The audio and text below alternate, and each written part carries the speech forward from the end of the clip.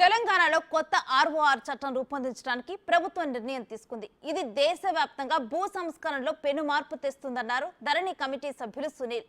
గ్రామాల్లోనే భూ సమస్యల పరిష్కారం జరుగుతుందన్నారు. 18 రాష్ట్రాల్లో అధ్యయనం చేసి రూపొందించిన ముసాయిదీపై చర్చ నిర్వహించారు.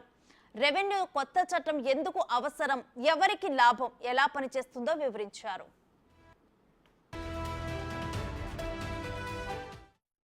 డ్రాఫ్ట్ తయారవుతుంది. 12వ డ్రాఫ్ట్ సూచనలు వచ్చిన తర్వాతనే అవుతాయి.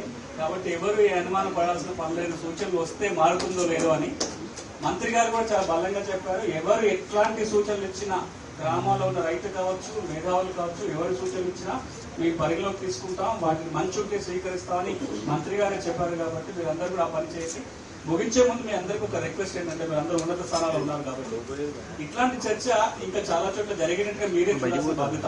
మీరు మీ పరిధిలో ఎక్కువ మందితో కన్సల్ట్ అయ్యి ఎక్కువ మంది అభిప్రాయాలు తీసుకుంటే, ఒకటి ఈ మంచి సూచనలు కొన్ని చోట్ల కింద స్థాయి నుంచి వచ్చే అవకాశం ఉంటుంది, ఆ పని చేయండి. రెండవది, ప్రజలకి చట్టం మీద చట్టం రాకముందే అవగాహన పెరుగుతుంది. చట్టం వచ్చినాక వచ్చి చట్టం చెప్పడం వేరు, చట్టం రాకముందు